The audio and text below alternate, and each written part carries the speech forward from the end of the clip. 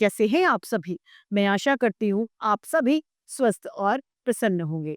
आज हम हमारा पाठ काल यानी टेंस को पढ़ेंगे और समझेंगे। आइए शुरू करते हैं इस पाठ को।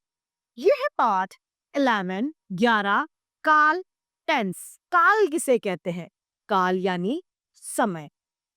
काल के माध्यम से हमें यह पता चलता है कि कोई काम कब हुआ, यानी हम ये पता चलाते हैं कि काम बीते हुए समय में हुआ है, जो समय जा चुका, या काम अभी जो समय चल रहा है उसमें हो रहा है, या काम आने वाले समय में होगा। यह काल से यानी पता चलता है। यानी हम ये कह सकते हैं कि हमने काल को 3 भागों में वर्गीकृत किया है। पहला है भूतकाल, जिसमें बीते हुए समय की बात होती है। वर्तमान काल, जिसमें जो समय चल रहा है उसकी बात होती है। और भविष्य काल, जिसमें आने वाले समय का हमें पता लगता है। आइए इन्हें पढ़ते हैं। बच्चे फुटबॉल से खेलते हैं। बच्चे फुटबॉल से खेले। बच्चे फुटबॉल से खेलेंगे। इन तीनों वाक्यों में क्रियाओं के समय में अंतर है। पहले वाक्य में क्रिया नियमित हो रही है यानी चल रही है। दूसरे वाक्य में क्रिया पहले हुई थी यानी खत्म हो चुकी वो क्रिया होके। और तीसरे वाक्य में हमें आने वाले समय में क्रिया के होने का पता चल रहा है। यानी हम ये कह सकते हैं कि क्रिया के जिस रूप से उसके समय का हमें पता चलता है वह काल कहलाता है। काल के 3 भेद होते हैं। पहला भूतकाल, वर्तमान काल तथा भविष्य काल। सबसे पहला है हमारा वर्तमान काल। वर्तमान काल वह काल यानी वो समय होता है जो अभी चल रहा है, वह वर्तमान काल कहलाता है। क्रिया के जिस रूप से उसके वर्तमान यानी अभी चलने वाले समय का पता चलाती है उसे वर्तमान काल कहते हैं। जैसे मैं पढ़ा रही हूं, यह वर्तमान काल का उदाहरण है क्योंकि कार्य अभी इस समय चल रहा है। रमेश खेल रहा है, मतलब खेलना उसका जारी है, तो यह वर्तमान काल है। टेलीविजन पर कार्यक्रम आ रहा है, कार्यक्रम अभी चल रहा है, यानी यह भी वर्तमान काल का उदाहरण है। यानी अभी के समय में यदि क्रिया जारी है तो वह वर्तमान काल कहलाता है।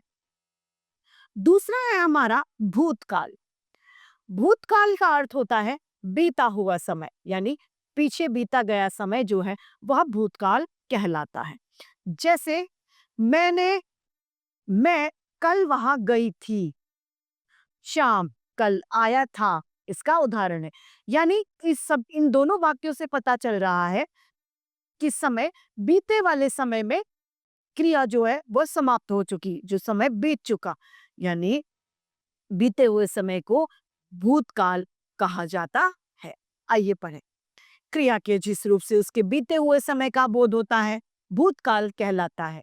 जैसे राहुल ने समाचार पत्र पढ़ा, सुधीर चला गया, इसका उदाहरण है। तीसरा आता है भविष्यकाल। भविष्यकाल वह है जिसमें हमें आने वाले समय का पता चलता है, आने वाले समय का बोध होता है, भविष्यकाल कहलाता है। हम दिल्ली घूमने जाएंगे, यानी आने वाले समय में जाएंगे, यह भविष्यकाल है। मैं कल गंगा जाऊंगी, यह आने वाले समय की बात है। माँ खाना बनाएगी, परीक्षा अगस्त में होगी। इन तीनों वाक्यों में हमें आने वाले समय का बोध हो रहा है, अतः ये सभी भविष्यकाल के उदाहरण हैं। भविष्यकाल के साथ में हमारा ये पाठ समाप्त होता है। आइए महत्वपूर्ण बिंदुओं के बारे साथ में इसे एक बार संक्षेप में दोहरा लेते हैं। क्रिया के होने का समय काल कहलाता है।